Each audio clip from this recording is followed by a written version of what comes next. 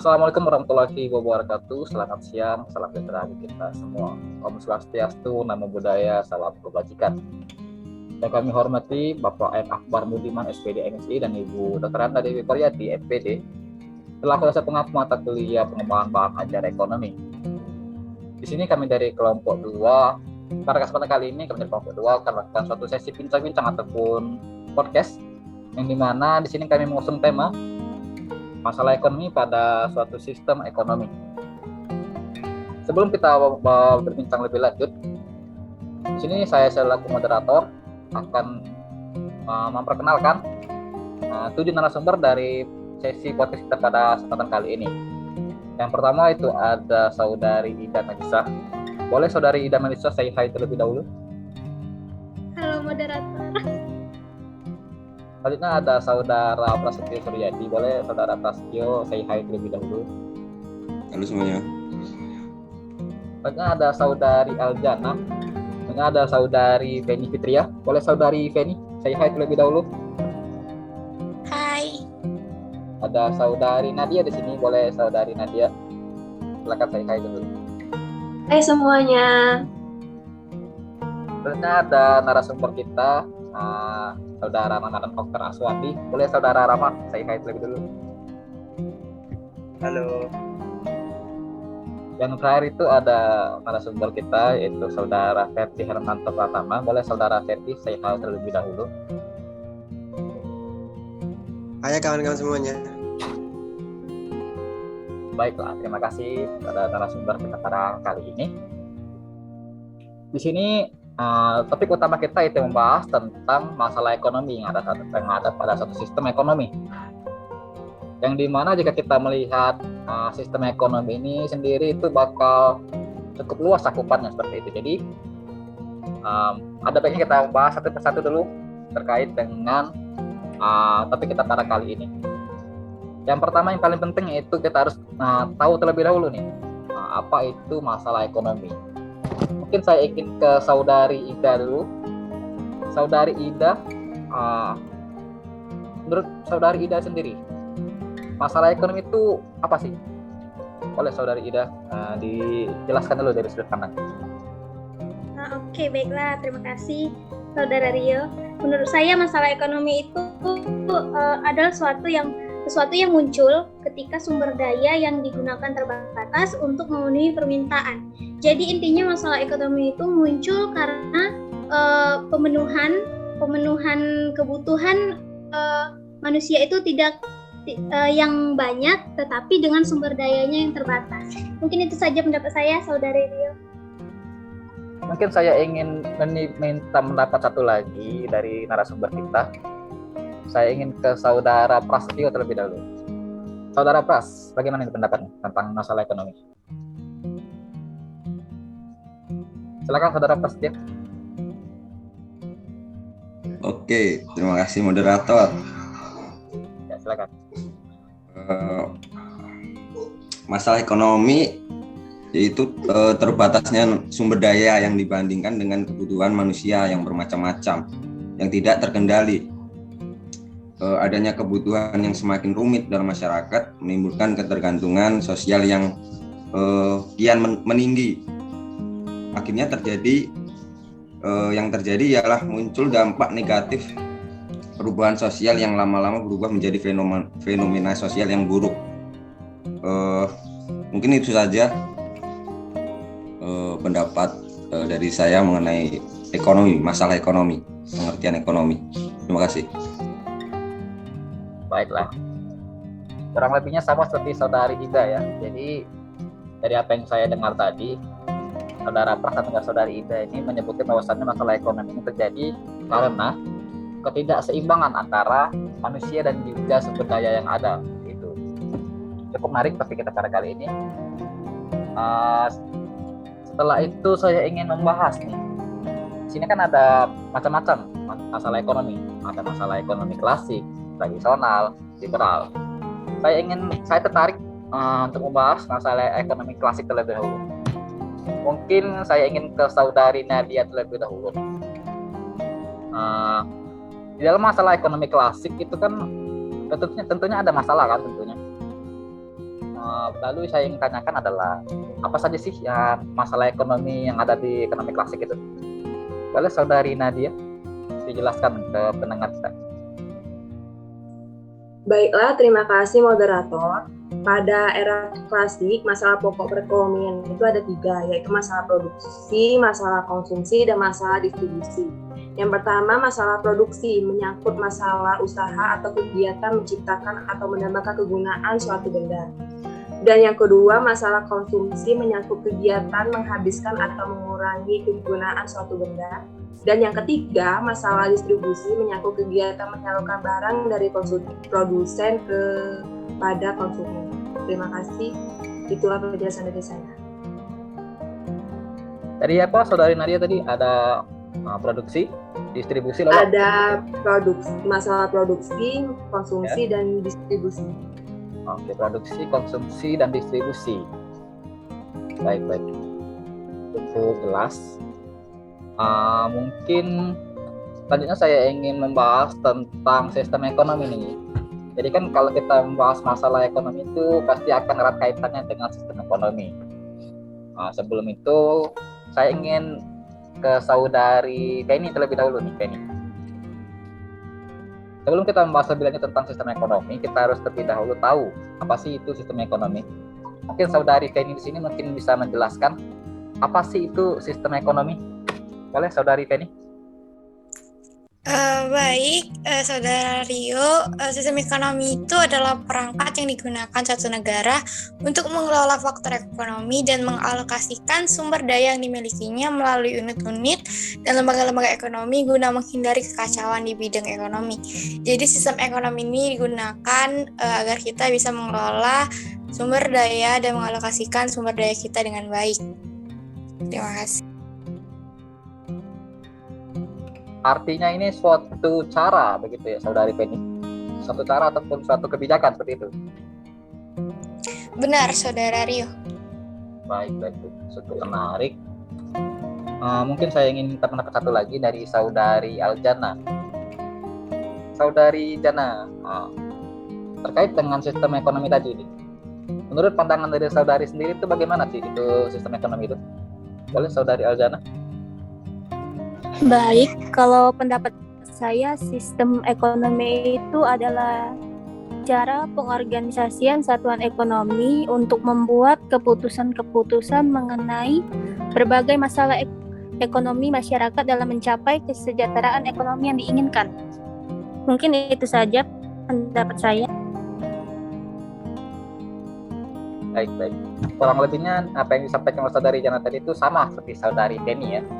Jadi sistem ekonomi itu merupakan satu cara dari pemerintah ataupun pihak terkait dalam mengatur jalannya suatu negara seperti itu. Baik, cukup menarik sampai sekarang. Mungkin saya ingin membahas terlebih dahulu nih. Di dalam sistem ekonomi itu kan banyak tuh, ada banyak liberal, tradisional dan lain-lain ataupun pasar. Di sini tentunya itu kan saya tertarik untuk membahas tentang sistem ekonomi tradisional. Saya ingin ke Saudara Rama terlebih dahulu.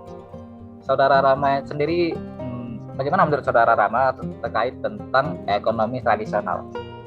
Boleh Saudara Rama? Oke, baik. Terima kasih kepada moderator. Oke. Jadi pada sistem ekonomi tradisional. Jadi sebelumnya kita kan sudah mengetahui nih bahwasannya masyarakat Indonesia itu kan sangat kental sekali terhadap adat istiadat yang dilakukan oleh leluhur-leluhurnya. Hingga saat ini pun masih banyak dari masyarakat kita menerapkan adat istiadat yang telah diterapkan oleh leluhur-leluhur kita. Nah, jadi pada sistem ekonomi tradisional ini itu sistem ekonomi yang dilakukan secara turun-temurun nih, mulai dari leluhur-leluhur kita yang tadinya saya sebutkan tadi. Nah, dengan menggunakan faktor produksi yang sederhana dan terbatas. Nah, jadi misalnya sistem ekonominya ini kan kita pernah mengenal bahwasannya kita dulu bertransaksi itu kan secara barter, bertukar barang, karena belum mengenal yang namanya mata uang. Nah, jadi ada pun beberapa karakteristik dari sistem ekonomi tradisional ini. Sebagai contohnya, yang pertama itu ada tujuan produksinya tidak terlalu dimotivasi untuk mencari keuntungan. Nah, seperti yang saya sebutkan tadi, bahasanya jika dalam sistem ekonomi tradisional ini kan ada yang namanya sistem barter nih. Nah, jadi pada sistem barter ini kita hanya mencari kesepakatan bukan keuntungan. Nah, yang kedua itu ada skala produksi yang masih sangat kecil, hanya cukup untuk memenuhi kebutuhan sendiri. Nah, layaknya barter tadi kan kita hanya membutuhkan apa yang kita butuhkan tadi kan pada saat itu juga. Yang ketiga itu ada kelebihan produksi ditukarkan atau barter yang sudah disebutkan tadi dengan produksi dari unit ekonomi lain. Contoh pertukaran barang tadi, misalnya saya membutuhkan ikan dan saya punya beras, dan sedangkan orang lain membutuhkan beras. Nah, jadi saya bisa bertukaran begitu. Jadi dapat saling menguntungkan. Yang keempat itu ada pembagian kerja umumnya masih sangat terbatas dan hanya dilakukan atas turun-temurun. Nah, contohnya seperti keluarga petani dilarang untuk mengembangkan keahliannya di bidang non pertanian. Jadi kan karena kita bisa melihat nih bahasanya masyarakat Indonesia kan banyak sekali ini yang bertani nih kan, itu kan salah satu dari warisan dari turun-temurunnya yang mereka lestarikan nih. Mungkin itu saja sih pendapat dari saya mengenai sistem ekonomi tradisional. Baik, cukup jelas ya Saudara Rama tadi. Mungkin saya tertarik dengan kata-kata tadi yang dimana sistem ekonomi tradisional itu sistem ekonomi yang turun-temurun, yang artinya ini kan diturunkan dari nenek moyang gitu.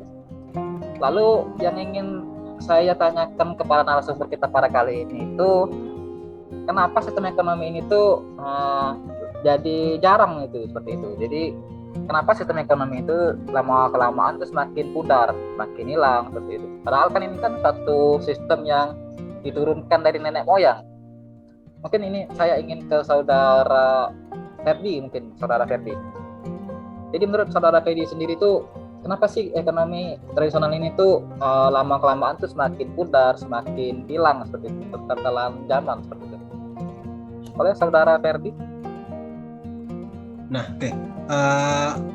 Mengapa kok sistem tradisional sekarang lama-kelamaan menghilang ya? Karena menurut saya itu sistem ekonomi tradisional seperti contohnya itu barter ya, itu nggak sesuai lagi dengan keadaan sekarang gitu loh. Karena gimana ya, kalau kita tuh sistemnya masih barter itu kayak nggak cocok lagi di zaman yang modern seperti ini.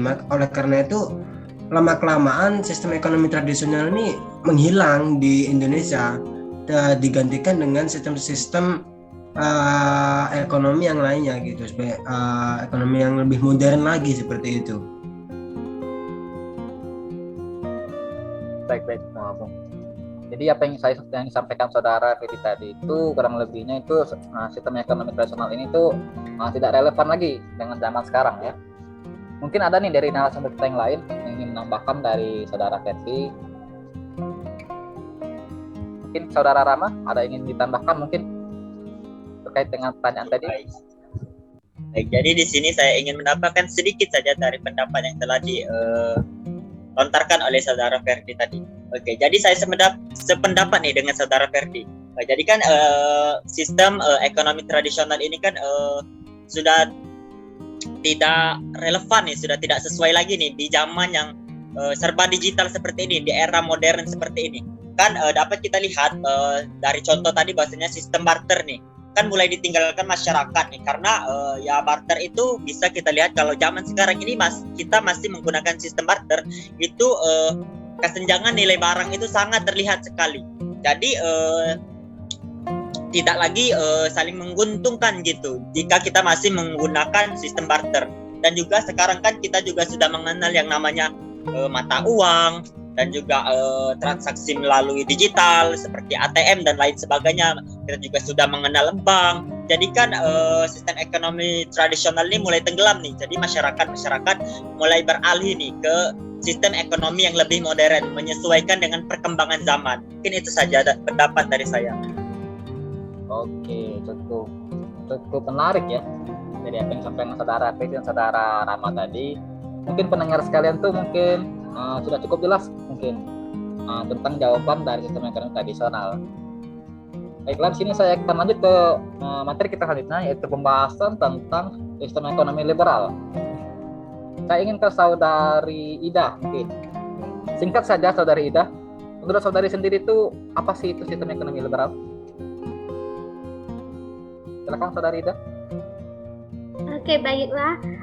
Sistem ekonomi liberal. Sistem ekonomi liberal ini sama dengan sistem ekonomi pasar. Jadi, sistem ekonomi liberal ini adalah sistem ekonomi ketika sektor perekonomian diserahkan sepenuhnya pada permintaan dan penawaran di masyarakat, atau yang sering disebut dengan mekanisme pasar. Mungkin itu saja pendapat dari saya. Saya kembalikan kepada moderator. Baik, cukup jelas ya dari apa yang disampaikan saudari Ida tadi. Mungkin ada nih dari narasumber kita yang lain ingin menambahkan ataupun sedikit memperjelas terkait tentang sistem ekonomi liberal. Oke, saya tertarik ke saudari Nadia terlebih dahulu nih. Saudari Nadia, terkait dengan apa yang disampaikan saudari Ida tadi, bagaimana menurut saudari Nadia? Apakah ada yang ingin ditambahkan ataupun ingin diklarifikasi seperti itu? Boleh silakan saudari Nadia, bisa biar para pendengarnya lebih jelas seperti itu. Boleh silakan saudari Nadia. Baik saudara Rio, jadi benar apa yang dikatakan Ida tadi, sistem pengertian dari sistem ekonomi pasar atau ekonomi liberal. Jadi saya sedikit menambahkan tentang karakteristik sistem ekonomi pasar atau bisa dikenal dengan sistem ekonomi liberal. Jadi yang pertama, faktor produksi dikuasai dan dikelola oleh individu. Yang kedua, kegiatan produksi dilandasi oleh semangat mencari keuntungan maksimal. Yang ketiga, munculnya persaingan antar pemilik faktor produksi. Yang keempat, peran pemerintah dalam perekonomian relatif kecil. Yang kelima, kegiatan ekonomi diserahkan sepenuhnya kepada interaksi permintaan dan penawaran pasar atau mekanisme pasar. Dan yang keenam, percaya bahwa semua yang terlibat dalam kegiatan ekonomi akan diuntungkan, minimal tidak ada yang dirugikan. Mungkin itu sedikit tambahan dari saya. Baik, terima kasih para saudari Nadia dan juga saudari Ida tadi. Mungkin para pendengar ini mungkin akan merasa cukup ataupun merasa jelas terkait dengan apa yang disampaikan saudari Ida dan saudari Nadia tadi. Saya harap para pendengar ini bisa paham dan mengerti tentang sistem ekonomi liberal. Selanjutnya saya ingin membahas tentang sistem ekonomi Indonesia. Tadi kan kita sudah membahas tentang bagaimana sistem ekonomi klasik, tradisional, ataupun liberal. Sekarang nih kita ke topik utama, kita membahas tentang sistem ekonomi Indonesia. Saya ingin ke saudari Jana mungkin. Boleh saudari Jana singkat saja. Bagaimana tanggapan saudari Jana melihat sistem ekonomi Indonesia pada saat ini? Boleh saudari Jana. Baik, kalau pendapat saya sedang menganut Undang-Undang 1945 Pasal 33 Ekonomi Pancasila.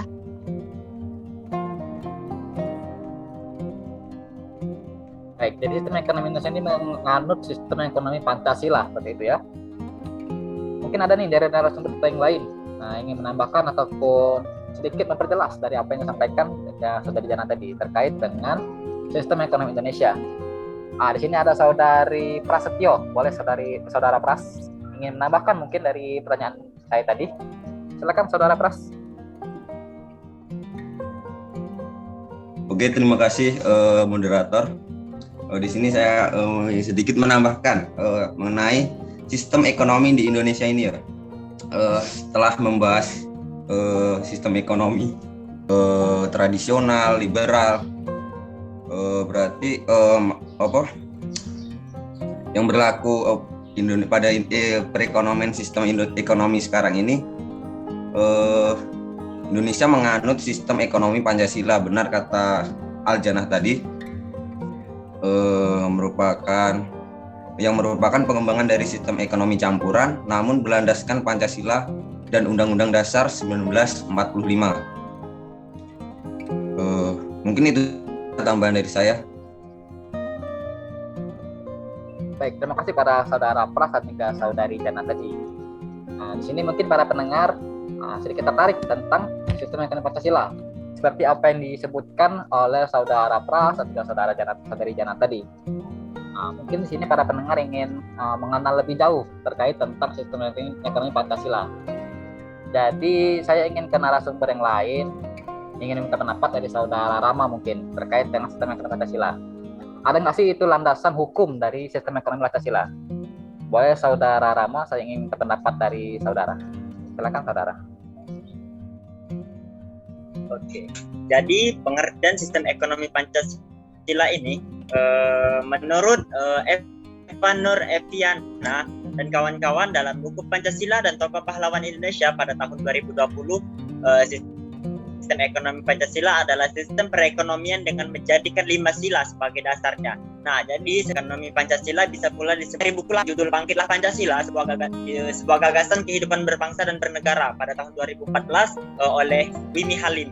Sistem ekonomi Pancasila itu dibangun dengan mengusung konsep kekeluargaan dan dijiwai oleh semangat gotong royong. Artinya, sistem perekonomian ini tidak hanya mengutamakan kemajuan ekonomi suatu daerah, melainkan perjuangan kesejahteraan bersama untuk seluruh bangsa Indonesia agar terjadinya kesejahteraan masyarakat. Nah, jadi ada pun landasan hukum mendasar tentang perekonomian Pancasila ini dilihat dari Undang-Undang Dasar pada tahun 1945 pasal 33 sebagai berikut. Ayat pertama itu berbunyi perekonomian disusun sebagai usaha bersama atas azas kekeluargaan. Yang kedua itu bunyi ayat kedua, cabang-cabang produksi yang penting bagi negara yang menguasai hajat hidup orang banyak dikuasai oleh negara. Bunyi ayat yang ketiga, bumi, air, kekayaan alam yang terkandung di dalamnya dikuasai oleh negara dan dipergunakan untuk sebesar-besarnya kemakmuran rakyat. Bunyi pasal yang keempat, perekonomian nasional diselenggarakan berdasar atas demokrasi ekonomi dengan prinsip kebersamaan, efisiensi berkeadilan, berkelanjutan, berwawasan lingkungan, kemandirian, serta dengan menjaga keseimbangan kemajuan dan kesatuan ekonomi nasional. Bunyi ayat yang kelima, ketentuan lebih lanjut mengenai pelaksanaan pasal ini diatur dalam undang-undang lainnya. Mungkin itu saja. Baiklah, terima kasih pada saudara Rama. Setelah yang mendengar dari pendapat dari saudara Rama tadi, saya rasa pendengar ini cukup jelas ya terkait tentang sistem ekonomi Pancasila. Tapi agar pengetahuan kita tidak sampai dengan sekarang, saya ingin ke saudari Feni mungkin. Saudari Feni, mungkin ada yang ingin diperjelas dari pendapat dari saudara Rama tadi ataupun ingin menambahkan terkait tentang sistem ekonomi Pancasila. Boleh saudari Feni, silakan menyampaikan pendapat. Silakan saudari. Baik, terima kasih. Jadi dari sistem ekonomi Pancasila itu, dasar dari sistem ekonomi Pancasila sendiri itu adalah mengedepankan gotong royong, kebersamaan, kemanusiaan, dan kekeluargaan. Maka dari itu, kenapa pijakan yang harus dijadikan rujukan oleh pemerintah dalam ekonomi Pancasila itu adalah konstitusi bangsa itu sendiri, yakni Pancasila dan Undang-Undang Dasar 1945. Mungkin itu saja. Karena kan sistem ekonomi ini patokannya itu adalah asas kekeluargaan, maka dari itu dinamakan Pancasila yang menggunakan kelima sila itu untuk menjadi dasar dalam perumusan sistem ekonominya. Terima kasih, mungkin itu saja. Baik, terima kasih pada saudari Feni atas tambahan tadi. Saya ucapkan terima kasih kepada saudara Rama atas tambahan tadi juga. Nah, di sini cukup menarik ya. Jika kita membahas tentang sistem ekonomi Pancasila, di sini cukup menarik pembahasannya. Yang ingin saya tanyakan itu pada narasumber pada kali ini itu, apakah sistem ekonomi Pancasila ini itu efektif ataupun tidak pada saat sekarang? Mungkin saya ingin minta pendapat pada narasumber sekalian. Saya ingin ke saudari Ida mungkin. Saudari Ida, bagaimana sih pendapat saudari Ida terkait tentang apakah sistem ekonomi ini tuh cukup efektif sampai dengan sekarang? Boleh saudari Ida jika ingin menyampaikan pendapatnya. Baiklah, terima kasih. Menurut saya pribadi, sistem ekonomi Pancasila ini cukup efektif diterapkan. Mengapa? Karena sistem ekonomi Pancasila ini juga disebut dengan sistem ekonomi campuran, di mana antara sistem ekonomi pasar dan komando. Selain seperti yang kita tahu tadi bahwa sistem ekonomi Pancasila ini kan berasaskan demokrasi, di mana adanya sistem kekeluargaan. Jadi di balik itu ada juga sistem ekonomi yang komando. Ada juga campur tangan pemerintah di dalam sistem ekonomi Pancasila ini. Jadi menurut saya sistem ekonomi Pancasila ini efektif diterapkan dalam sistem ekonomi Indonesia. Mungkin itu saja, moderator. Baik, terima kasih pada saudari kita. Nah, di sini ada saudari Aljana nih. Mungkin saudari Jana ingin menambahkan, memperjelas dari apa yang disampaikan saudari Ida tadi. Baiklah, saya silakan pada saudari Aljana. Silakan. Baik, di sini saya ingin menyanggah sedikit. Ida Melisa tadi mengatakan bahwa di Indonesia ini efektif jika menggunakan sistem ekonomi Pancasila. Nah, kalau pendapat saya, sistem ekonomi Pancasila ini masih kurang baik untuk digunakan di Indonesia karena masih banyak kekurangan dan masalah ekonomi yang terus meningkat. Nah, sistem ekonomi ini bisa diperbaiki dengan menggabungkan kekuatan bangsa untuk bersama-sama membangun sistem perekonomian Indonesia ke arah yang lebih maju lagi. Mungkin itu saja pendapat saya. Baik, terima kasih pada saudari Jana atas anggapannya tadi. Mungkin di sini para pendengar cukup menarik ya pembahasan kita kali ini. Di sini ada dua perbedaan pendapat, ini di mana saudari Ida tadi bahwasannya ekonomi Pancasila ini cukup efektif. Namun di sisi yang berseberangan, saudari Jana menyebutkan bahwasannya sistem ekonomi ini itu belum efektif seperti itu. Tentunya di dalam membuat suatu sistem ekonomi pasti akan ada pro dan kontra. Nah, mungkin saya ingin meminta pendapat satu orang lagi dari narasumber kita. Saya ingin ke saudari Ferdi, mungkin saudara Ferdi.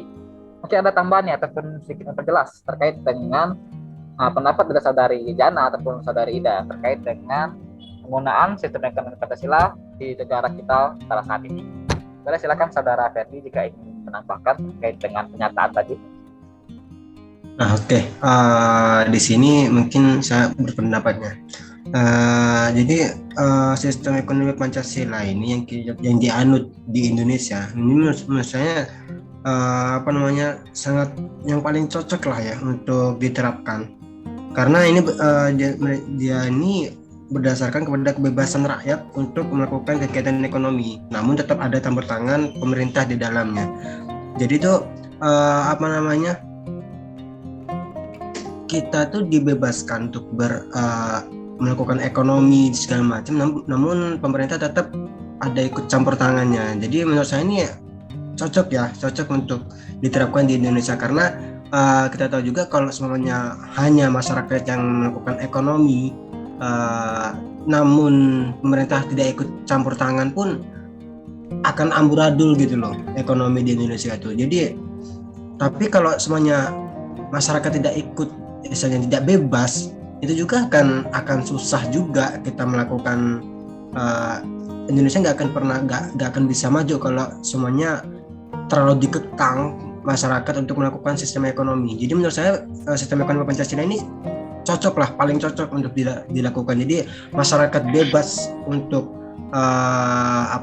melakukan kegiatan ekonomi, namun tetap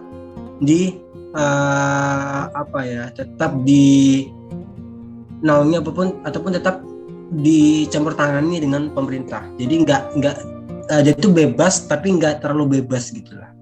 Mungkin itu sih. Baik. Terima kasih pada saudara Ferdi tadi atas tambahannya tadi. Semakin sini semakin menarik cukup pembahasan kita pada kali ini ya. Jadi para pendengar sekalian, mungkin dari apa yang disampaikan saudari Jana ataupun Ida dan juga saudara Pras tadi, saudara Ferdi tadi, dapat saya simpulkan bahwasannya sistem ekonomi Pancasila ini tuh cukup efektif jika diterapkan di dalam negara Indonesia. Namun di dalam penerapannya sendiri tentunya akan ada kekurangan ataupun pihak-pihak yang berseberangan. Dan disinilah perannya pentingnya pemerintah dalam mengatur ataupun membuat kebijakan terkait tentang sistem ekonomi yang ada pada negara Indonesia. Dan juga kita sebagai masyarakat juga di sini harus ikut membantu ataupun memberikan kontribusi pada pemerintah terkait dengan penerapan sistem ekonomi Pancasila di dalam negeri kita tercinta ini. Baiklah, untuk pembahasan selanjutnya mungkin saya ingin membahas terkait tentang nilai-nilai mungkin. Nah, nilai-nilai dari sistem ekonomi ini sendiri. Tadi kan kita sudah membahas tuh sistem ekonomi ini itu efektif atau tidak. Sekarang kita akan membahas tentang nilai-nilai apa aja sih yang ada di dalam sistem ekonomi ini. Mungkin saya ingin ke saudari Nadia, mungkin silakan saudari Nadia. Menurut pandangan saudari Nadia ini sendiri itu apa aja sih nilai-nilai yang ada di dalam sistem ekonomi ini? Boleh silakan saudari Nadia. Baik, Saudara Rio, jadi nilai-nilai yang terkandung dalam sistem perekonomian ini adalah nilai kekeluargaan, kerjasama, gotong royong, keadilan, dan kemandirian. Mungkin itu saja. Baik, walaupun singkat tetap cukup jelas ya apa yang disampaikan saudari Nadia tadi. Saya ingin ke saudara Pras mungkin. Saudara Pras ada yang ingin ditambahkan mungkin atau sedikit memperjelas dari apa yang disampaikan saudari Nadia tadi. Boleh ke saudara Pras terlebih dahulu. Silakan saudara. Oke, baik Rio, menambahkan sedikit dari pendapat Nadia. Nilai-nilai dasar perekonomian Pancasila di Indonesia ini. Itu tadi disebutkan bahwasanya yaitu kekeluargaan. Di sini kekeluargaan menjadi nilai dasar pertama yang wajib diwujudkan oleh setiap pelaku ekonomi di Indonesia.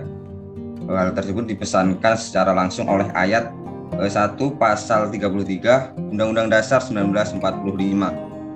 Sedangkan kerjasama di sini lebih penting dibandingkan persaingan dalam melakukan kegiatan ekonomi di Indonesia, sehingga persaingan yang menjadi ciri khas ekonomi kapitalis atau liberalis sangat bertentangan dengan semangat pasal 33. Sedangkan gotong royong menjadi identitas penting dalam kehidupan masyarakat Indonesia, termasuk dalam melakukan kegiatan ekonomi sehingga bermanfaat dari bumi, air, dan kekayaan alam yang terkandung di dalam bumi tercinta kita Indonesia ini. Yang keadilan yaitu menjadi hal penting dalam setiap kegiatan ekonomi di Indonesia, sehingga setiap pelaku ekonomi dapat memperoleh bagian sesuai dengan prestasi kerjanya atau sesuai dengan kontribusi dalam kegiatan ekonomi yang dilakukan. Sedangkan kemandirian menjadi nilai dasar yang mencerminkan ketidaktergantungan bangsa Indonesia kepada pelaku ekonomi asing. Baik, nah cukup jelas ya apa yang disampaikan saudara Pras dan juga saudara Nadia tadi. Baiklah para pendengar sekalian, saya rasa pembahasan kita pada kali ini kita cukupkan sampai sekarang, sampai dengan saat ini. Saya ucapkan terima kasih pada para narasumber yang sudah memberikan waktu dan juga ilmunya pada kita pada hari ini. Yang dimana pada topik kita kali ini dapat saya simpulkan bahwasannya sistem ekonomi adalah perangkat yang digunakan suatu negara untuk mengelola faktor ekonomi dan mengalokasikan sumber daya yang dimilikinya melalui unit-unit dan lembaga-lembaga ekonomi guna menghindari kekacauan di bidang ekonomi. Dan juga dalam penerapannya sendiri sistem ekonomi tentu akan ada masalah pokok ekonomi, yang dimana masalah ini adalah masalah yang muncul ketika sumber daya yang digunakan terbatas untuk memenuhi permintaan. Masalah ekonomi ini akan selalu muncul dalam kehidupan sehari-hari. Intinya adalah kebutuhan untuk kebutuhan manusia begitu banyak dan tidak terbatas. Dan juga di sini di dalam sistem ekonomi dibagi menjadi 4, yaitu sistem ekonomi tradisional, komando, liberal, dan juga campuran. Dan negara Indonesia di sini menganut sistem ekonomi Pancasila, yang dimana pada prinsipnya sistem ekonomi Pancasila ini sebagai sistem ekonomi khas Indonesia, yang dimana sistem perekonomian yang didasarkan pada nilai-nilai Pancasila. Konsep ini tentu berbeda dengan sistem perekonomian lainnya, seperti kapitalis ataupun komunis. Sebab sistem ekonomi ini memang harus jelas dan berjiwa Pancasila. Maka dari itu, kita sebagai masyarakat Indonesia harus memberikan kontribusi dan juga memberikan peranan penting di dalam menjalankan sistem perekonomian ini. Mungkin itu saja kesimpulan dari pembahasan kita pada kali ini. Saya selaku moderator mengucapkan terima kasih pada para narasumber dan juga para pendengar sekalian. Kami juga minta maaf atas segala kekurangan pada kali ini. Akhir kalam saya mengucapkan wassalamualaikum warahmatullahi wabarakatuh. Selamat siang dan selamat beraktivitas.